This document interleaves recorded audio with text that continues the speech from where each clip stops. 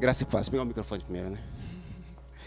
Hoje nós vamos estar falando um pouquinho sobre o que nos identifica como cristão. Que às vezes nós se convertemos, nós somos cristãos, e às vezes vem aquela pergunta, mas o que diz que eu sou cristão? O que me identifica? O que me caracteriza como um cristão? O que faz com que as pessoas olhem para mim e me enxerguem como um cristão? Existe alguma coisa que me identifica? E às vezes é importante a gente estar com essas características na cabeça, na mente, para que a gente entenda, não, realmente eu sou um cristão. Eu tenho frutos, eu tenho características, eu tenho características mesmo de cristão. Isso que eu estou fazendo, essa atitude que eu tomei, a forma que eu falei com essa pessoa, a hora que eu saí daquele lugar, porque eu não fui àquele lugar, ou porque eu fui àquele lugar, me identifica como cristão. Que a gente vai achando que é natural. Não, não é natural. É porque você é um cristão e você vai ter características de um cristão. E às vezes, na vida, a gente acaba perdendo um pouco essas referências. Tirar, é só para leitura. Não estou enxergando vocês direito. E a gente precisa estar com isso na nossa mente. O que me identifica como cristão? O que faz de mim um cristão? Quais as características que vai me identificar como um verdadeiro cristão? Gostaria de ler 1 João 1, do 4 ao 7. Diz assim: essas coisas vos escrevo para que o vosso gozo se cumpra. E esta é a mensagem que dele ouvimos e vos anunciamos, que Deus é luz e não há nele trevas nenhuma. E se dissermos que temos comunhão com ele e andamos em trevas, mentimos e não praticamos a verdade. Porém, se andamos na luz, com ele e na luz está, temos comunhão um com os outros, e o sangue de Jesus Cristo, seu Filho, nos purifica de todo pecado. Vamos continuar. E se dissermos que não temos pecado, enganamo-nos, e nós mesmo, e não há verdade em nós. E se confessarmos o nosso pecado, e ele é fiel e justo para nos perdoar os pecados e nos purificar de toda injustiça. Se dissermos que não pecamos, fazemos mentiroso, e a sua palavra não está em nós. Eu vou falar de 12 características que me identificam como um cristão, que diz, eu sou cristão. Isso me caracteriza como um filho de Deus. A primeira, sabemos que somos cristãos porque andamos na luz. Sabemos que somos cristãos porque andamos na luz. Nosso estilo de vida está aos poucos se conformando naquilo que Deus é e revela sobre a sua natureza e a sua vontade. Sabemos que somos santos porque andamos na luz. E o nosso estilo de vida começa a ficar muito parecido com o estilo de vida de Cristo. E a vontade dele começa a aparecer na nossa vida de uma forma muito natural. Isso se torna natural, não é um peso, é natural. É um estilo de vida que é naturalmente, quando você se converte, ele começa. Eu sempre digo o seguinte, como eu sou professor de educação física, quando eu vou falar para uma pessoa, o exercício, 60% é alimentação, se a pessoa quiser perder peso. Então 60%. Quando eu vou falar isso para uma aluna, ela fica nervosa. Mas preciso mudar minha alimentação, é difícil. Eu falo, realmente vai ser difícil. Mas se você começar e você insistir, o seu corpo, no começo ele vai estranhar. Imagina uma pessoa que está acostumada a comer fast food. E eu digo para ela comer salada, alface, chuchu. Tira o refrigerante, água. Refrigerante não faz bem para ninguém, nunca fez. Sabe? No começo o corpo vai estranhar, porque o corpo está acostumado com aquelas toxinas, com aquela porcaria. O corpo acostuma com aquilo que não presta. E aí ela tira o refrigerante, toma água. Tira um McDonald's, põe comida caseira. No começo é estranho, mas com o passar do tempo o meu corpo vai aceitando aquilo vai acostumando. E vai chegar no momento que eu vou achar aquilo normal, aquilo se torna algo normal para o meu corpo. Isso é um estilo de vida. É natural, o seu corpo vai aceitar isso, ele vai entender que está fazendo bem para ele. E aí ele vai perceber que o seu próprio corpo começa a funcionar de uma forma diferente. O seu intestino começa a trabalhar melhor. A sua pele muda. Por quê? É aos poucos. Ele vai limpando, vai tirando toda aquela sujeira, todo aquele alimento que faz mal, e vai te colocando coisa boa. Eu aprendi uma frase essa semana com uma grande escritora, que ela disse o seguinte: aquilo que faz bem na sua boca, mas faz mal aqui, não presta. Tem que fazer bem aqui e bem aqui. E isso é uma verdade. E a gente trazendo isso para o mundo espiritual é exatamente isso. Eu preciso andar na luz. E como eu sou luz, aonde eu chego vai haver diferença. E a gente tem que enxergar isso. É a primeira característica que identifica que você é cristão. Você é luz. Você tem características de Cristo. Você começa a ter características que não é normal no dia a dia. Que o mundo não enxerga como natural. Porque não é natural, é espiritual. É a primeira característica. Segunda, volta o óculos. Sabemos que somos cristãos porque guardamos o mandamento de Deus. Desejamos conhecer a vontade de Deus e nos esforçamos para obedecê-la. Lamentamos quando desobedecemos. Tira o óculos. Sabemos que somos cristãos porque não pecamos, não gostamos do pecado. E quando pecamos, nos arrependemos, sentimos mal. O texto que nós lemos diz o seguinte: se você fala que você não peca, você é mentiroso, porque nós pecamos. Então qual é a diferença então? Se eu peco, o que me faz de diferença? É o sentimento que nasce no meu coração após o pecado. É isso que faz a diferença entre ser cristão e não ser cristão. Ser pecador e ir para o inferno, e ser pecador e ser salvo. É o sentimento que é gerado dentro do meu coração. É isso que diz que eu sou cristão. Quando eu cometo um erro e aquele sentimento mal, aquela sensação ruim, aquele pesar no meu coração vem à tona. Isso me diz: você é cristão. Você é diferente. Você tem características do povo de Deus. É esse sentimento que nunca pode sair do nosso coração. Por isso que a Bíblia chama que aquele que peca e persiste no pecado, ele tem um coração cauterizado, é um coração duro. Porque o pecado, quando nós erramos, esse sentimento ele vem. E como eu vou agir perante esse sentimento vai dizer se eu sou cristão ou eu não sou. Eu errei, vem esse sentimento no meu coração. Como é que eu vou agir com esse sentimento? Eu vou assumir que eu errei e vou pedir perdão e vou me levantar e continuar andando. Esse é o cristão. O que acontece se eu não faço isso? Eu vou errar de novo. E vai vir esse sentimento. Só que de uma forma diferente. E cada vez que você errar e você não se arrepender, o peso vai ser menor. A sensação vai abaixando, vai abaixando. Até que chega um momento que você já não sente mais nada. Esse é o coração cauterizado. É quando você peca e para você é natural. Você não sente nada, você não se arrepende, para você aquilo é normal. O seu coração foi cauterizado. Por isso que nós encontramos, às vezes, isso é uma coisa muito triste, às vezes eu encontro alguns professores meus, alguns alunos, homens que tiveram anos e anos caminhando com Cristo, e hoje vivem uma vida promíscua, e você às vezes vai falar com eles, e eles ainda ficam bravos, e às vezes eu chego em casa e falo: Cláudio, como é que pode? Aquele homem viveu o cristianismo, ele tem um conhecimento tão profundo da palavra, como é que ele pode estar vendo essa vida hoje? E aí vem o Espírito Santo, porque cauterizou. Porque ele errou, eu toquei no coração dele e disse: você errou.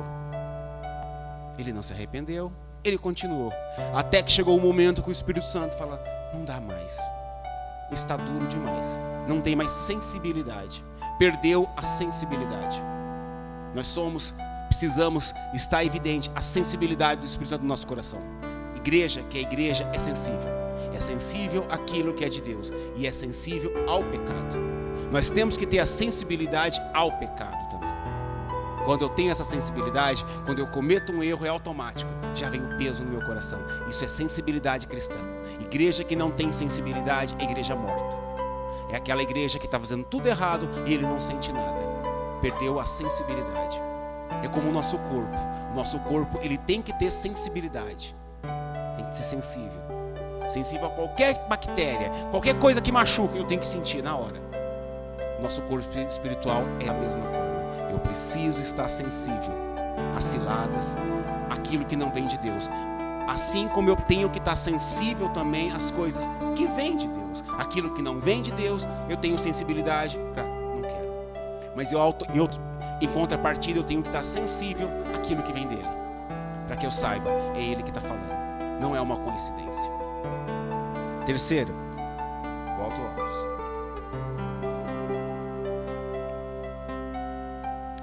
Então, vamos lá. Sabemos que somos cristãos porque andamos na luz. Sabemos que somos cristãos porque nossa vida foi marcada pela sensibilidade ao pecado. Terceiro, sabemos que somos cristãos porque guardamos o seu mandamento. Quarto, sabemos que somos cristãos porque andamos conforme Cristo andou. Desejamos imitar Cristo e crescemos em conformidade a Ele. Nós crescemos em conformidade a Cristo. A gente vai crescendo, a gente vai evoluindo. E isso nos identifica. É muito interessante que isso ficava muito evidente nos apóstolos. Como isso fica marcado na vida deles. Conforme o passar dos anos, o relacionamento com Cristo, a partir do momento que há a conversão, há o entendimento do que é ser cristão. Porque até Cristo morrer, eles ainda não tiveram entendimento do que era o cristianismo. Eles conheciam a pessoa de Cristo, mas eles não conheciam a lei de Cristo, a lei que eu preciso viver. Eles conheciam Cristo de ouvir falar, eles conheciam Cristo de fazer milagres, mas até aquele momento eles não tinham conhecido o Cristo da vivência, do dia a dia. Mas teve um momento que eles tiveram que encontrar de viver o cristianismo do dia a dia. Não é o cristianismo do oba-oba, não é o cristianismo de um grande evento, não é o cristianismo de quando acontece um milagre, é o cristianismo do dia a dia. Esse é o maior. Esse é o cristianismo, que é a qualidade de vida, que é um sistema de vida, que é um padrão de vida. É aquele cristianismo que você vive todo dia. Você é um cristão. Você acorda cristão. Você dorme cristão. Você trabalha cristão. Você namora cristão. Você é um pai cristão. Você é uma esposa cristã. Isso é vida, é dia a dia. Eu lembro que uma das coisas que marcou a minha vida, quando eu era professor teológico, eu estava dando uma aula e nós falávamos sobre caráter. E naquela aula eu tinha uma aluna que era advogada. E eu comecei a falar que muitas das vezes na vida existem profissões, Clóvis, que não dá para mim como cristão. Existem profissões que eu não posso exercer. Porque em algum momento vai ter que fazer alguma coisa que não vai agradar a Deus. E uma dessas eu citei, o caso do advogado. Eu falei, um advogado que defende um criminoso, como é que ele vai mentir? Eu lembro que essa moça se levantou muito brava, falou, não, você está errado. Se eu estou defendendo ele, ele me pagou para isso, eu tenho que mentir por ele. Porque eu tenho que defender ele. Eu falei, você está errado. A Bíblia fala que os mentirosos não terão parte com Deus. E ela ali persistiu, e chegou uma hora que eu falei assim, olha, então faz o seguinte, eu vou te passar mais ou menos o que vai acontecer. Você tem que orar muito para que Cristo venha buscar a igreja no dia que você não estiver trabalhando. Porque se Jesus vier buscar a igreja e você estiver trabalhando, você vai ficar. O que eu abro mão? Ah, mas e se eu não pegar esse trabalho, outro vai pegar? Que outro pegue, mas você não pegue. E eu lembro que isso, e é engraçado assim, tudo aquilo que você prega, tudo aquilo que você fala, você tem que estar apto a praticar. É uma coisa que eu levo muito a sério. Sempre quando eu vou pregar, eu presto muita atenção no que eu estou falando, porque eu vou ter que viver isso. Eu lembro que quando eu preguei isso, quando eu dei essa aula, isso foi muito marcante, assim, porque ela ficou sem falar comigo. E eu lembro que eu trabalhava numa empresa, eu era auditor da qualidade, e ali a gente estava fazendo umas peças da Volks, os coxinhos de carro, segura o amortecedor, e aquela peça ela tinha um defeito de fabricação. Era 50% era da autopeça que fez e 50% era da montadora que aprovou aquele projeto mal feito. Eu lembro que aquilo ali a gente então ficou acertado, que os dois lados errados, a montadora que aprovou aquela peça e a autopeças que fez aquela porcaria. Eu lembro que aquela peça ela dava muitos problemas. E aí eu lembro que meu chefe chegou para mim e falou assim, você vai lá e vai mentir. Disse para ele que e vinha mais ou menos umas 110 peças reprovadas. E ele levava para o laboratório e testava uma. Mas ele testava exatamente aquela que estava boa. Aí, essa tá ruim, essa tá ruim. Aí pegava uma que estava boa. Não, essa aqui o problema não foi nosso, foi desgaste de uso errado. Aí ele mandava imprimir, tinha 110 peças, ele testava uma, fazia 110 cópias. Mudava nem a data, tava lá a data aí na hora. E me deu aquele bolo de cópia. E falou, leva lá e diz que nós testamos as 110 e as 110 estão boas. Eu falei, não vou fazer isso. Você está me tirando de... Você está tirando os caras. Eles não são... E o pior, o rapaz com o qual eu conversava lá na montadora era crente também. Eu falei, não dá, não posso fazer isso. Não posso. Eu lembro que eu cheguei lá com esses papéis, eu joguei na mesa, eu não falei nada. Eu falei, não vou nem falar. E ele olhou para mim, isso marcou demais a minha vida. Ele falou assim, eu sei o que aconteceu. Eu sei que você não é culpado. E eu não falei, eu não vou mentir, vou ficar quieto. Deixei aquelas folhas lá, com a mesma data. Não sei como conseguiu fazer teste de 110 peças numa máquina só, que só testa uma peça. Tudo no mesmo horário. E eu voltei e eu falei para ele assim, eu não vou mentir por você. Mas eu te contratei para isso. Você contratou o homem errado. E naquele momento eu cheguei em casa e falei para a Cláudia, eu vou ser mandado embora. Eu sei que eu vou ser mandado embora. E eu lembro que era no final do ano, e ali ele já começou a olhar feio para mim, ele já começou a me encostar, os trabalhos que eram meu, ele passou para outra pessoa, ali eu falei, sou eu. E no dia que teve o facão, que teve o corte, eu falei, eu sei que eu estou nessa. Eu fui mandado embora. Mas aí isso ficou na minha cabeça. Eu lembro que eu fiquei triste, mas ao mesmo tempo foi engraçado. Conforme eu ia me afastando daquela empresa, eu ia ficando feliz. Falei, o cara tá ficando... Porque eu sabia que ali não era o meu lugar. Eu não devia estar ali. E a gente tem que estar com isso na nossa mente. Porque os homens, os grandes personagens da Bíblia, eles perderam a vida dele. E a gente tem que estar disposto ao que eu posso perder. Às vezes você não está perdendo, você está ganhando. É uma oportunidade de você dizer para o mundo, eu sou filho de Deus. Eu tenho que estar sensível a essas coisas. Mas eu vou perder o emprego, o que vai ser o sustento da minha casa? Deus sustenta você. Não é o teu salário, não é a Ford, não é a empresa, não é a TRW, não é a ZF, não é empresa nenhuma que mantém a sua família, é Deus. Porque se Deus fechar a porta, você não consegue nem montadura nenhuma. O que mantém você é Deus. A empresa lá foi um lugar que Deus escolheu para você. Se Deus quiser te manter em casa 1 ano sem trabalhar, Ele faz isso. Se for da vontade dEle, Ele vai fazer isso. Vamos lá, seguindo em frente. Sabemos que somos cristãos porque amamos os outros cristãos. Desejamos comunhão com eles e procuramos servi-lo em atos e em verdade. Sabemos que somos cristãos porque amamos outros cristãos. E não amamos em palavra, amamos em atitude e em verdade. Os nossos atos, eles têm que dizer que eu sou cristão. Mesmo que o mundo olhe para você, você é louco, você é doido, o que você está fazendo? Isso identifica que você é cristão. Sabemos que somos cristãos porque amamos outros cristãos. Amamos não só com palavras, com atitudes e em verdade. Sabemos que somos cristãos porque temos, desde cada vez maior pelo mundo, rejeitado tudo que condiz e se opõe à natureza da vontade de Deus. Isso é bem interessante. Tudo aquilo que vai contra aquilo que Deus diz, que o mundo traz pra gente, cria um impacto.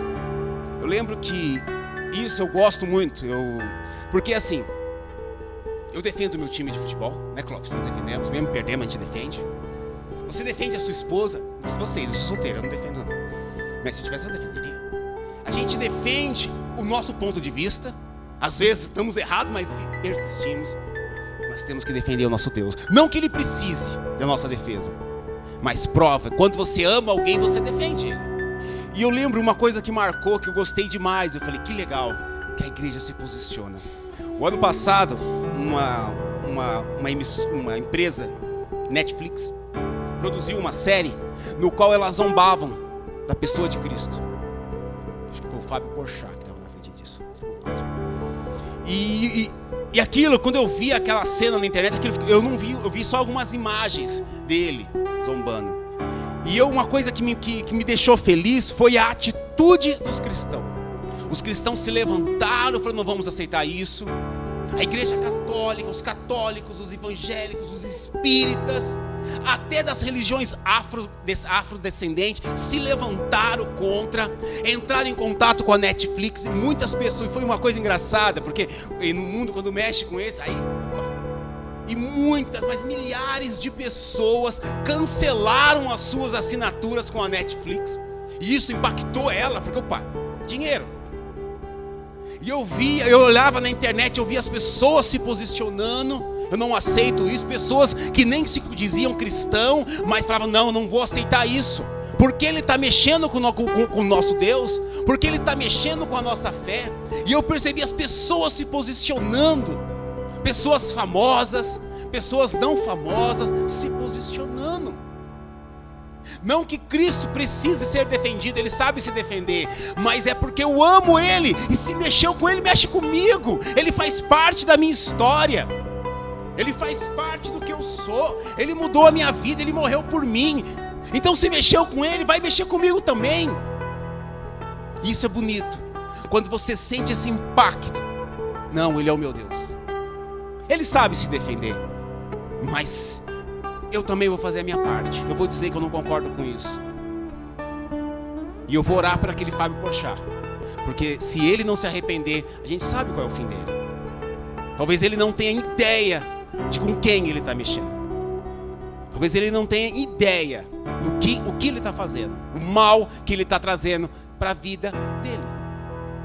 Para a vida dele. Talvez essa emissora, essa empresa, não tenha ideia do mal que eles estão fazendo. Mas a igreja tem que se posicionar: eu não aceito isso. Isso não.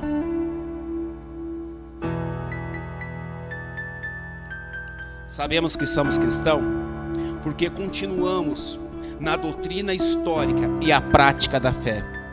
Permanecemos dentro da comunhão com os outros e fazemos o mesmo. A fé não muda. O que muda são usos e costumes. Eu nasci na Assembleia de Deus. Desde criança, que eu me lembro, eu nasci na Assembleia. Uma igreja, às vezes, dura com usos e costumes. Mas uma coisa, muito desses usos e costumes eu não pratico mais. Que são, a gente sabe, usos e costumes são tradições de uma denominação, que são usos e costumes. Mas uma coisa eu continuo praticando: aquilo que Deus manda. Os padrões bíblicos. Isso não vai mudar nunca. Independente se eu sou assembleano, se eu sou sarabiano? Não tem, né? Se eu sou batista, se eu sou quadrangular, se eu sou presbiteriano, os padrões bíblicos, esse não vai mudar nunca. E eu vou ter que praticar enquanto eu viver nesse mundo. A prática da fé, permanecendo nessa comunhão. Eu permaneço na mesma comunhão que eu me converti na minha infância. É a mesma fé, é as mesmas características, é a verdade acima de tudo, mesmo que isso gere uma guerra, porque eu tenho que estar convicto disso. Uma das frases de Martinho Lutero que me chama muita atenção, nos grandes momentos da vida dele, numa das grandes lutas, ele diz o seguinte: a verdade acima de tudo. Verdade acima de tudo. Às vezes a verdade atrai até guerra. Às vezes, por vivermos a verdade, cria uma guerra. Mas você precisa se posicionar: eu sou cristão. A verdade faz parte da minha vida. A história que eu entrei, a característica que eu carrego na minha vida é essa. Eu vivo isso. Isso é dia a dia. Isso não vai mudar. Não está vinculado com padrão financeiro, não está vinculado com bênção, não está vinculado com cura, não tem nada. É uma coisa, é uma vida que eu carrego com Cristo. É uma história minha com Cristo. É uma coisa minha e dele. Não depende do outro. O que nós temos que entender é que essas características que eu carrego de Cristo não dependem do mundo. É uma coisa íntima e pessoal entre você e Deus. Só isso. Isso não vai mudar. Quando nós entendemos isso, que essas características que nós carregamos como cristão, ela não depende do outro, é uma coisa entre você e Deus, tudo muda.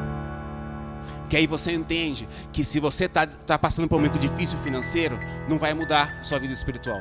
Se você está passando pela doença, não vai mudar a sua vida espiritual. Se você está sendo perseguido, não vai mudar a sua vida espiritual. Se você está passando por qualquer tipo de problema, sendo perseguido, não vai mudar a sua vida espiritual. Porque ele está num nível muito inferior. O seu relacionamento com Deus está aqui. As dificuldades, as perseguições, as lutas, está aqui. Por isso que Paulo nunca voltou atrás, porque ele entendeu isso. Por isso que Paulo disse: eu posso todas as coisas naquele que me fortalece. E aí ele vem: eu posso ser perseguido, eu posso morrer, eu posso passar fome, eu posso ser traído, eu posso ser abandonado. Porque ele percebia que essa separação entre as coisas desse mundo e o que ele vivia com Deus era muito grande. Era impossível um alcançar o outro. Era impossível. Isso eu tenho que entender. Tem uma separação muito grande entre o que acontece nesse mundo e o meu relacionamento com Deus. É outra história, é outra dimensão. A partir do momento que começa a se aproximar a minha vida espiritual com as coisas desse mundo, é que você já está perdendo essas características.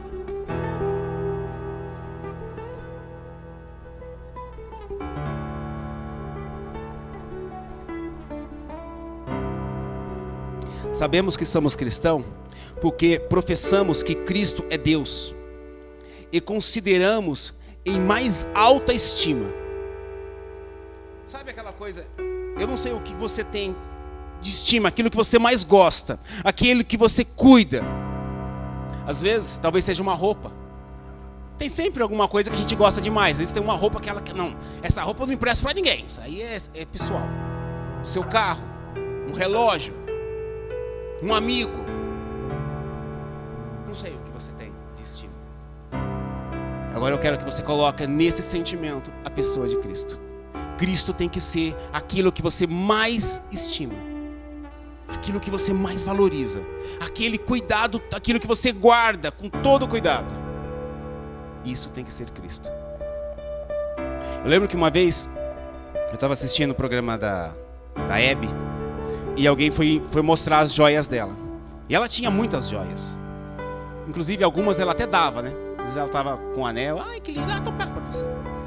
Mas ela tinha um que ela enrolava num paninho, aqueles panos bem fofinhos, e ela deixava ali guardado, ela não usava muito. E eu lembro que ela abriu e tinha várias embalagens naquela joia. E ela falava: essa aqui eu não dou, eu não empresto, eu só uso em ocasiões especiais, porque essa daqui é a que eu tenho maior estima, é essa joia. Esse é Cristo no seu coração. Você não pode trocar, você não pode leiloar, você não pode emprestar. Eu gosto muito de um termo que é usado muito no Velho Testamento, quando diz o meu Salvador. É pronome, é pessoal e é possessivo. O meu Salvador. Eu gosto muito quando alguns personagens bíblicos usam isso. O meu é pessoal, é possessivo, sim. Pronome pessoal e possessivo. Voltei a dar minha aula de português, né? Que beleza. Pronome pessoal e possessivo. Com Cristo você tem que ser pessoal, possessivo. É o meu Salvador. É o meu. Isso diz o quê? Quando eu falo, quando Jó falava o meu Salvador, o meu Redentor, ele está dizendo: ó, isso é pessoal, isso é possessivo. De tudo que eu tenho é o maior bem. E isso fica muito bem em evidência quando ele começa a perder as coisas. Você percebe como muda? Ele começa a perder as coisas, Clóvis. Ele perde seus bens materiais, ele perde seus filhos, ele perde a saúde, começa a perder tudo aquilo que nós falamos. Mas por que não abalou a fé dele? Porque o Deus dele estava no pessoal e no possessivo. Forma com que ele dizia: o meu Redentor. É o meu. O cristão precisa ter esse relacionamento com Deus. É o meu. É pessoal e é possessivo, sim. Sabemos que somos cristãos porque a nossa vida é marcada pelo anseio e a busca pela prática da santidade pessoal. Eu preciso estar marcado pela busca da santidade e da prática pessoal pela santidade. Eu preciso estar marcado por isso. A prática de viver um cristianismo. Eu preciso estar buscando isso. E quando eu percebo que eu saio fora do trilho, eu preciso voltar de novo e continuar. Eu não posso parar. É uma prática. Eu preciso praticar isso todo dia. E é engraçado que o mundo, ele vai fazer isso com você. Eu sempre digo o seguinte, existe uma diferença e as pessoas acabam misturando entre prova e luta. É completamente diferente. Nós colocamos tudo num saco só e amarramos, vemos aqui, tá. É prova, é luta. Não, tá errado. Prova é uma coisa, luta é outra. O que é prova? Clóvis é eletricista, né? Quando você fez o curso, teve uma provinha? Na prática, né? Vamos lá, Clóvis, vamos ver se instala essa tomada aí, Clóvis. E depois alguém foi lá e ligou, né? Estava tendo corrente, né? Isso é prova. Para que te deram essa prova, Clóvis? Para saber se você sabia o que estava fazendo. Isso é prova. A prova é simplesmente para dizer quem você é. As provas que nós passamos como cristão é simplesmente Deus dizer, eu sei quem você é. Quando Deus deu permissão que Lúcifer testasse Jó, ele estava dizendo o seguinte, ó, eu vou dar uma prova para Jó, simplesmente para mostrar quem é Jó. Provas são simplesmente situações que Deus escolhe na minha vida para dizer, eu sei quem você é. Você aprendeu a lição. Você vai simplesmente fazer o que você sabe. Isso é prova. A prova não é para te matar. A prova não é para deixar você triste. É simplesmente para mostrar o que você sabe. Eu, como professor, eu dava a prova para os alunos para mostrar para eles que eles aprenderam a lição. E se eles fossem mal na prova, lá você não aprendeu. Mas não é o fim. Volta o ano que vem e faz o curso de novo. É o preço. Você não quis estudar. Você não quis esmerilhar. Então faça de novo. Começa de novo. Isso é prova. E o que é luta? Luta são erros que nós cometemos. São momentos que fraquejamos e erramos. E aí vem a luta. Em cima daquilo que você fez. Em cima dos seus erros. Em cima de um olhar torto. Em cima de uma palavra dita errada para a pessoa errada na hora errada. Atitudes que você tomou e você não consultou Deus. Coisas que você fez e Deus estava muito distante. Atos que você tomou que você não prestou atenção. Onde está Deus nisso? Provas e lutas não tem nada a ver. Provas só mostra quem você é. Lutas traz à tona o que você fez. Entenda isso. Eu vejo muitas igrejas colocando tudo isso junto. Não. Até na Bíblia tinha alguns personagens que jogavam isso na cara. Ah, ele está passando por isso porque ele errou. Não. Às vezes era para trazer a glória de Deus à tona. Sabemos que somos cristãos porque praticamos a justiça. Fazemos as coisas que se conformam com o padrão da justiça de Deus. Fazemos coisas que se conformam com o padrão da justiça de Deus. Prática da justiça. Praticar a justiça. Isso identifica tanto a gente, né? Uma igreja que não pratica a justiça. Como é que eu posso dizer que eu sou cristão se eu não pratico a justiça? Aconteceu uma coisa bem interessante. Eu gosto de contar história, gosto de contar testemunho, mas eu gosto de trazer muito para a minha vida. Eu preciso ter experiência com Deus. Eu tinha um carrinho, Fiestinha.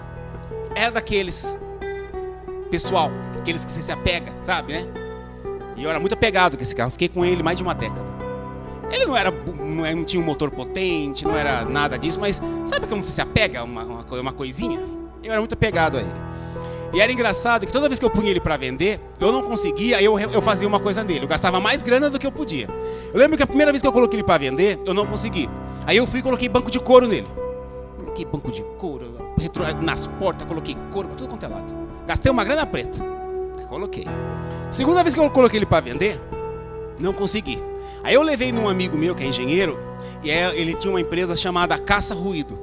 Então todo tipo de ruidinhos que tem no carro ele tira. que são as juntas, teu carro fica sem ruído nenhum. E aí esse ano eu cheguei para a Cláudia e falei assim: Cláudia, acho que tá na hora de a gente vender esse carro. Porque queira ou não, é dois seguros. É tudo dobrado. Eu falei: acho que está na hora da gente vender ele, Cláudia. E a Cláudia: eu também acho. Aí eu falei: mas antes eu vou orar. Aí eu falei: Senhor, eu acho que está na hora. Eu me desapegar desse menino. E aí eu coloquei na OLX. Naquela grátis. Porque tem a OLX, tem duas. Tem uma que você paga, que seu carro fique mais em evidência. E tem a de grátis. Seu carro fica lá embaixo, na última página. Eu falei: não, se for da plano dele, vai acontecer. E foi incrível. Eu acabei de colocar eu ainda fui atrapalhado. Eu deixei lá no OLX, tem um cliquinho, que se você não clicar nele, o seu número fica escondido. Você tem que deixar com o seu número lá, que é mais fácil. E aí eu entrei, eu não sou muito de ver meus e-mails. Meus e-mails, tem hora que eu abro lá, tem mais de 1000 lá. Aí eu fico limpando, apagando tudo. Naquela hora eu entrei no meu e-mail, tinha lá já um rapaz falando comigo, que estava interessado no carro. Aí eu falei: por que ele não manda não entra no WhatsApp? É mais prático. Aí de novo ele mandou outro e-mail. Aí eu fui lá no OLX, estava lá. Meu número estava oculto. Aí eu tirei a parte oculta para ficar à vista. Na hora, eu cliquei, o telefone tocou, era ele. Estou interessado no seu carro. Só quero ver ele, do jeito que ele está. É tudo que você falou está nele? Tá. Aí ele foi lá em casa. E aí é muito engraçado como eu falo, como você sente o cuidado de Deus, o preparo de Deus. É muito gostoso quando você vê Deus agindo na sua vida. Aquele rapaz chegou em casa e ele queria vir aqui no Extra. E eu falei: mas era umas 5 horas. Eu falei: esse horário tem muito trânsito. Ele falou: não, mas eu tô de moto. Moto é rapidinho, eu chego aí. Aí deu o endereço, ele chegou lá. Quando eu olhei para ele, eu já vi algo diferente. E a gente começamos a conversar, conversa. E ele olhou o carro, ele falou: seu carro tem alguma coisa? E aí veio o meu lado, eu falei: tem. O vidro do passageiro não está abrindo, está travado. Mas amanhã eu vou levar num técnico e eu vou arrumar. Ele falou: tá bom. É só isso? Eu falei: é só isso. E a idade? O carro tem 20 anos. O resto está tudo ok. O defeito está na vista. Aí ele falou: não, se for isso, eu só quero que você leve o meu carro no meu mecânico. Se ele falar que está tudo bem, a gente fecha ali. Não pechinchou, não fez nada. E aí eu falei: tudo bem. Onde é o seu mecânico? Ah, é lá, um lugar longe, como é que é? Parque São Rafael, nem sabia onde fica esse lugar. Andei. Cheguei lá. E aí, engraçado que quando ele saiu, o Aldo falou: você notou algo diferente nesse rapaz? Eu falei: eu notei algo diferente, mas não sei o que. Eu acho que ele é crente. A forma dele falar, a forma dele tratar, tem algo diferente nele. Eu falei: cheguei lá no mecânico. Na hora que eu olhei pro mecânico, o mecânico começou a conversar comigo. Eu também senti algo diferente naquele mecânico. Eu falei: esse mecânico é diferente também. E a gente começamos a conversar. E eu falei com ele, comecei a falar. Começamos a falar, a conversar. Daqui a pouco entrou Deus na parada. Aí eu falei: você é crente, não é? Ele falou: sou obreiro, sou cristão sim. Eu falei: puxa. Aí eu olhei pro mecânico e falei: você também é crente? Sou crente também. Eu falei: rapaz. E aí a gente, como ele olhou tudo, ele falou assim: olha, o carro é o que você falou. Aí eu abri o porta-malas e eu lembrei que eu tinha tirado a chave de roda. Aí eu falei: tem um detalhe, eu tirei a chave de roda. A chave de roda está em casa.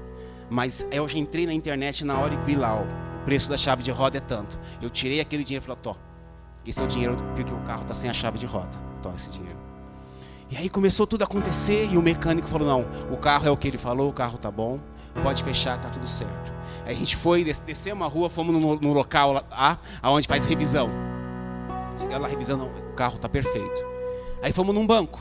Quando a gente chega no caixa, o homem do caixa olha para ele e começa a falar palavras da Bíblia, começa a falar de Deus pra gente, o caixa do Banco Itaú. Eu falei: você é crente? Sou. E aí no caixa, ele transferiu dinheiro para minha conta e a gente falando de Deus ali no caixa. É quase um culto dentro do Banco Itaú. E aí a gente começou a falar de Deus, e aí enquanto acertava tudo, a gente começou a falar, a pregar. E eu até comentei com a Cláudia, parecia que eu estava falando com o Clóvis. A visão que o Clóvis tinha era a visão dele. Eu até falei para a Cláudia, parecia que eu estava falando com o Clóvis, que ele falava exatamente igual o Clóvis. A mesma visão. Eu falei: caramba. Eu comentei isso com a Cláudia está de prova lá, que eu falei isso para a Cláudia, parecia que eu estava falando com o Clóvis. E tudo aconteceu, ele não pichinchou. E eu tinha colocado R$1.000, uns R$300 a mais para ele chorar. Ele não quis chorar, falou, não, é o que você falou, o carro tá ok, é isso mesmo, fechamos, vendemos. Depois ele me deixou em Santo André e ainda falou assim, você quer que eu te leve em casa? Não, eu falei, aqui tá bom. Quando eu cheguei em casa, ele me liga e falou, César, tem um CD aqui, o CD é seu. Você quer que eu mando pelo correio? É um CD que estava todo riscado, coitado. Eu falei, não, pode ficar. E aí eu cheguei para a Cláudia e falei, eu senti a mão de Deus ali.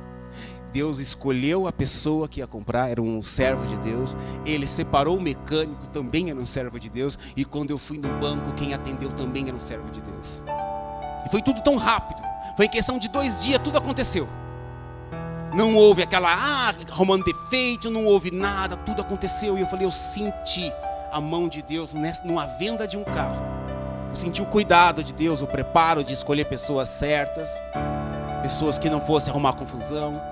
Tudo foi, mas teve momentos que ele teve que agir como cristão, teve um momento que o mecânico teve que agir como cristão, e chegou um momento de eu também agir como cristão, porque eu lembrei que eu tinha tirado a chave de roda, e eu falei, não, eu tirei, a chave de roda custa tanto, eu tirei o dinheiro aqui, compra uma chave de roda, porque não valia a pena ele vir lá do Parque São Rafael, na minha casa, para pegar uma chave de roda.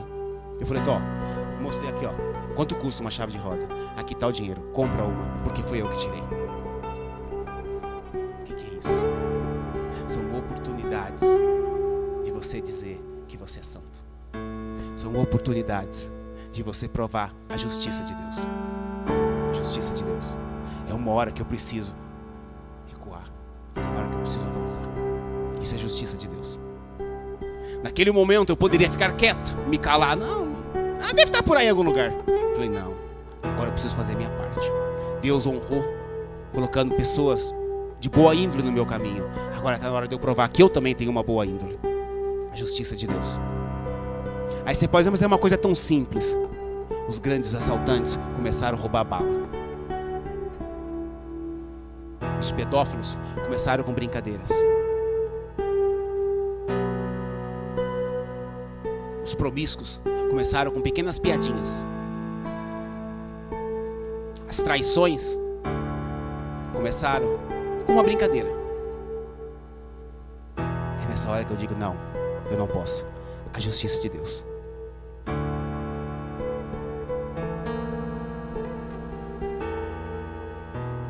Sabemos que somos cristãos porque vencemos o mundo. Embora muitas das vezes sejamos pressionados e cansados, vamos em frente pela fé.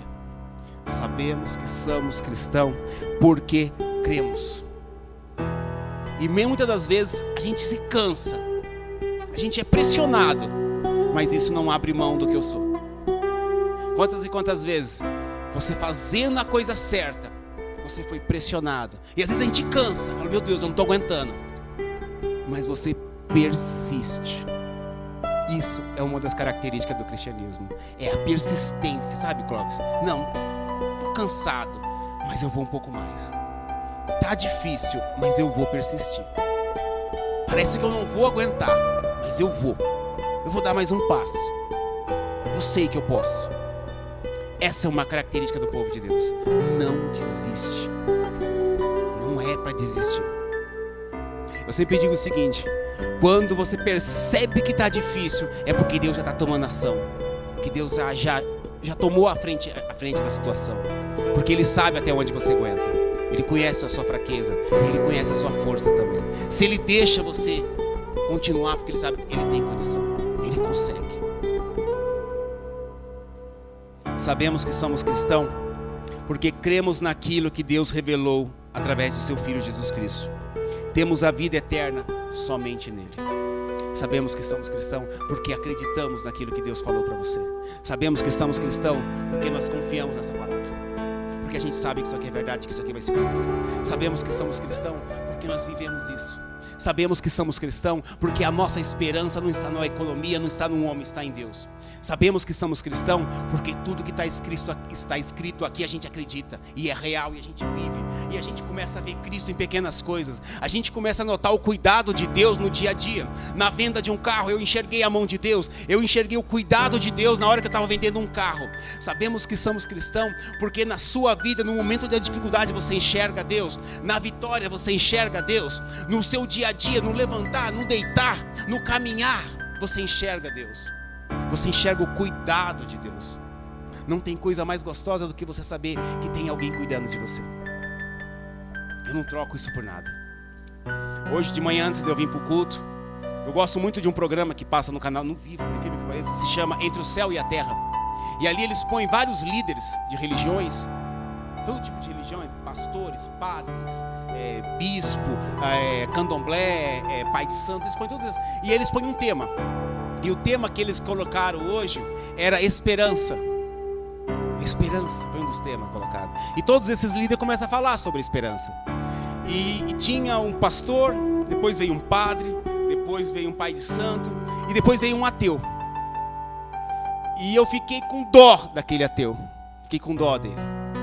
Porque cada hora que o padre falou, eu tenho a esperança que Deus está me cuidando de mim. Ele começa a falar daquilo que ele esperava, do cuidado, do dia a dia. Exatamente, nós estamos falando do dia a dia. E quando pegou o pastor falou disso também, do dia a dia. E quando pegou uma cigana também que falou que ela acreditava em Deus, e ela sabia que em tudo Deus estava no controle. E ela, então, a minha esperança, porque eu sei que Deus cuida de tudo. Quando pegou aquele ateu começou a falar de partículas, de consequências. É uma partícula, é uma partícula subatômica. Aí começou a falar das partículas. E aí, mas o homem percebeu, mas qual é a sua esperança? Não, a esperança é nas partículas. E ele começou a ficar, você percebeu o peso na palavra daquele homem, porque ele não tinha esperança. Ele vivia de estudos, de partículas. Ele não tinha esperança em algo superior. Ele não tinha esperança num Deus, num alguém que é superior a você, que cuida de você e que tem o controle de todas as coisas. Não importa se é partícula subatômica. Não, Deus está no controle de todas elas. E aí eu lembro que eu vi aquilo, eu cheguei na cozinha e falei para a Cláudia, que dó. Eu ainda falava, eu fico imaginando essas pessoas que não têm Deus, que dizem, entre aspas, ateus. Que vida essas pessoas vivem? Porque eu não consigo imaginar viver. Porque no momento da dificuldade, eu lembro dele, eu quero falar para ele, eu sei que ele está comigo. E no momento da alegria também eu sei que ele está comigo. E é gostoso a gente saber que existe um ser poderoso, eterno, invencível, e que ao mesmo tempo é tão amoroso que cuida de mim. Isso não tem preço. Isso não tem preço. Você olha para o mundo, olha para o universo, olha para a natureza, olha para a lua, olha para o sol, olha para tudo isso, e aí você entende, mas o que criou tudo isso se importa comigo e fala comigo, cuida de mim. Cuida de coisas tão pequenas como a venda de um carro, de um emprego, de numa situação que você não sabe como é que você vai pagar a sua conta no final do mês, porque tem aquele momento que isso vem, nós somos seres humanos, que a gente começa o mês, a gente começa a pagar e a gente fica imaginando, como é que eu vou, com esse dinheiro eu vou chegar no final do mês? Quem já passou por isso? E agora, como é que eu vou? Como é que vai ser o final do mês? Mas aí acontece algo diferente, você fala, mas Deus está no controle. De alguma forma Ele vai agir, e eu sei que as coisas vão acontecer. Eu sei que Ele está no controle, e isso acontece. Isso acontece. Eu falo por experiência própria. Em algum momento que eu falava, como é que eu vou chegar no final do mês agora? E Deus, no percurso daquele mês, Ele muda alguma coisa. Ele consegue vender alguma coisa, ou alguma coisa acontece, uma dívida, um dinheiro que o banco está te devendo, de uma empresa há mais de 20 anos atrás, De repente o advogado liga e fala: olha, lembra aquela empresa lá que você processou, que não te pagou? O dinheiro foi liberado. Você fala: meu Deus, eu tinha até esquecido disso. E é Deus cuidando de você. Isso é cristianismo. Esse é o cristianismo que nós vivemos. Não é o cristianismo. É que eu acho muito engraçado, às vezes, as pessoas, quando vão viver o cristianismo, elas gostam da porção dobrada, né? Senhor, já manda lá um container de dinheiro e resolve o meu problema. Aí Deus fala: não vou fazer isso não, filho. É a porção diária. É o dia a dia. Sabe por que Deus te dá a porção do dia? Para que você permaneça nele. Mas não é para você ficar em desespero. O que acontece muitas das vezes, nós temos para comer hoje, mas não temos amanhã. A forma com que você vai agir vai dizer como é que é a sua fé. Olha, eu tenho para comer hoje, mas amanhã Deus proverá. Agora, se você pensa assim: eu tenho para comer hoje, amanhã, começa a ficar desesperado. Opa, preciso rever meus valores. Deus cuida de você. Deus cuida de você. Entenda. O amanhã pertence a Deus. Mas você precisa acreditar que Ele está no controle da situação. É Ele. Isso diz que você é cristão. Por isso que o povo de Deus não entra em pânico. Porque eu sei que Deus está no cuidado. O mundo pode estar em pânico. Surgiu um novo vírus na China. Isso não mexe com a igreja. Porque a igreja confia em Deus. A igreja está no controle de Deus. Não é a situação. Não é as consequências do mundo que vai interferir na igreja. É a igreja que tem que interferir no mundo. É a situação econômica do país. Opa, não é a situação do mundo que interfere na igreja. É a igreja que muda a situação do nosso país. É nós que mudamos lá. Não é eles que vão mudar a gente. A mídia está perseguindo a igreja, zombando do nosso Deus. Não importa, é como a gente vai agir, como a gente vai se levantar e falar assim: não, aqui não. Nós queremos um Deus poderoso que pode intervir lá. Mas é a Rede Globo, não importa. Pode ser a CNN. Se Deus falar basta, é basta. Se Deus falar não, é não. Deus está acima dessas pessoas. Deus está acima deles. Isso me identifica como cristão. Eu carrego essas características. Eu carrego isso. Aí você pode me perguntar: mas César, eu vou lembrar dessas 12 características do cristão? Não precisa. Não precisa. Ela está dentro de você. Ela já está em você. Existe muito mais.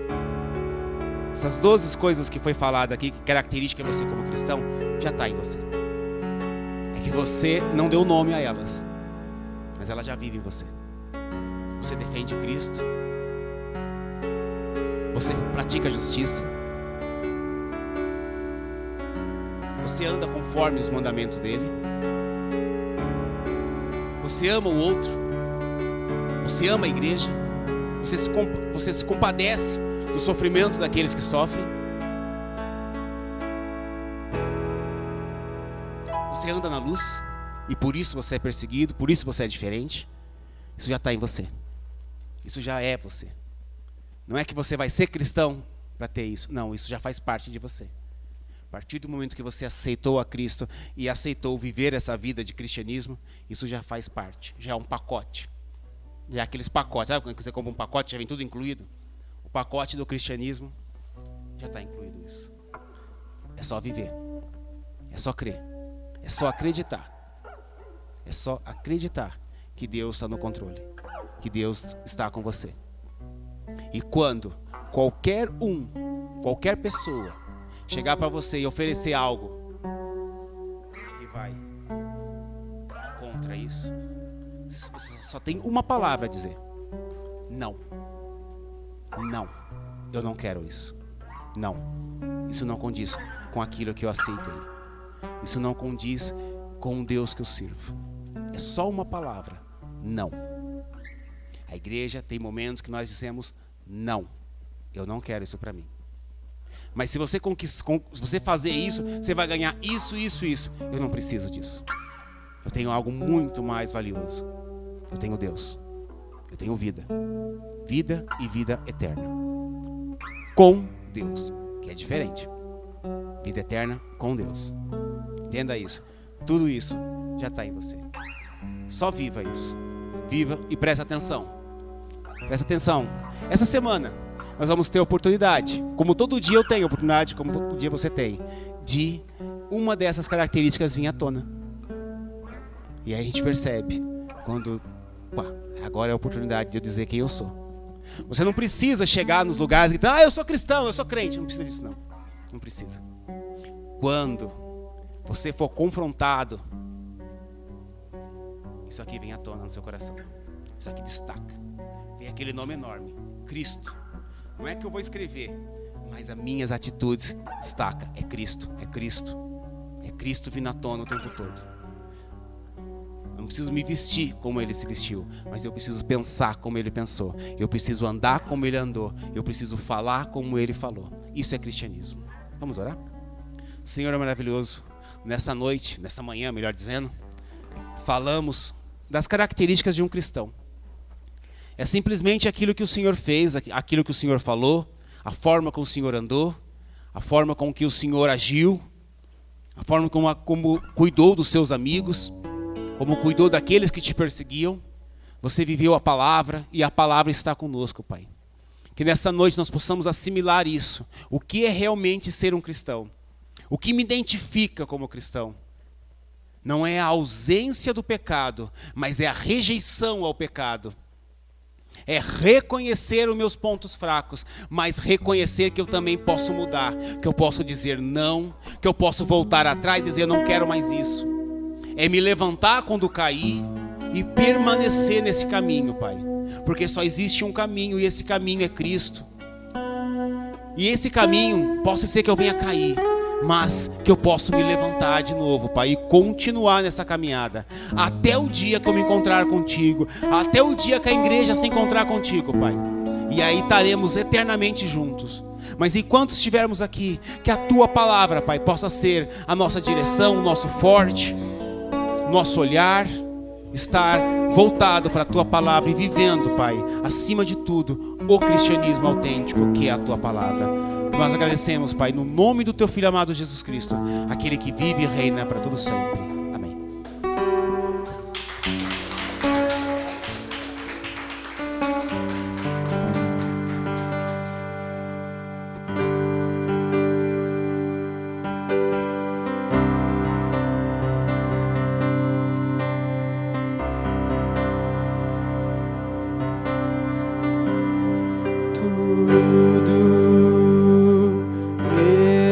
Preparado aqui a casa e o meu coração também. Tu és o único motivo que me fez chegar.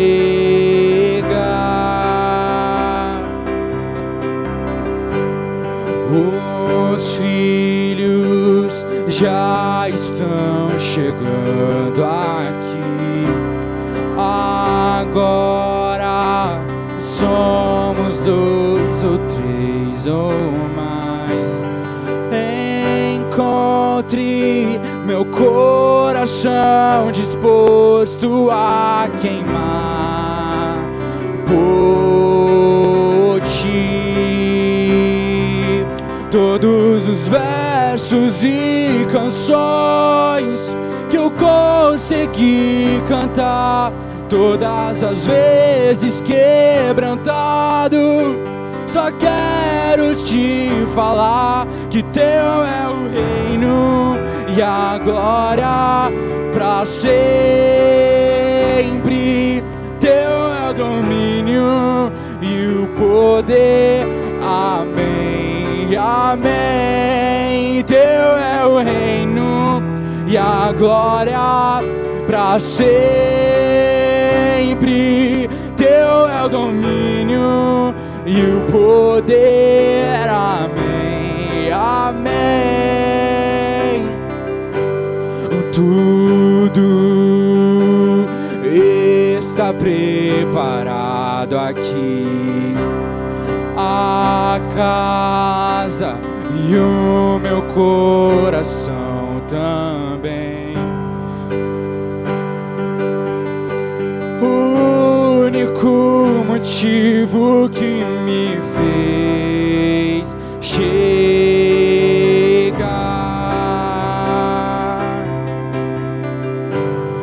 Os filhos já estão chegando aqui.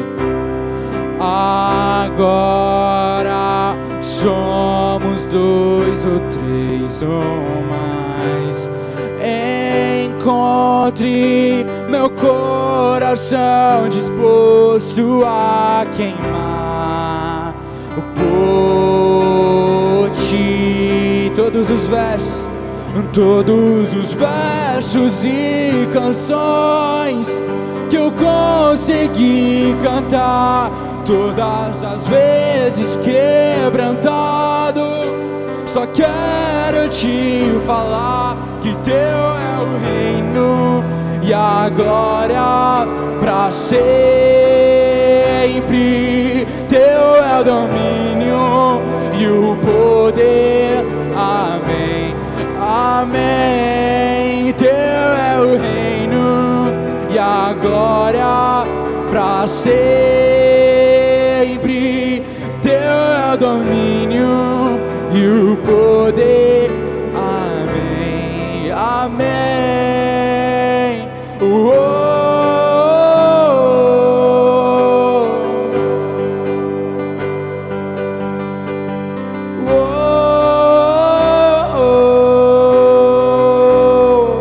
E não há outro como tu, não há outro como tu, não há outro como tu, não há outro como Jesus. Só tu és santo,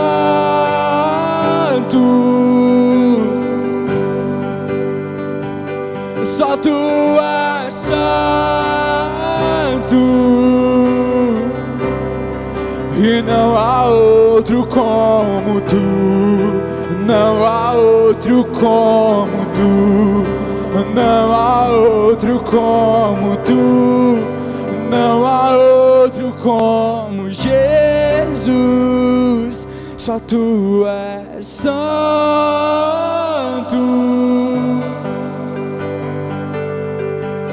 só tu és santo,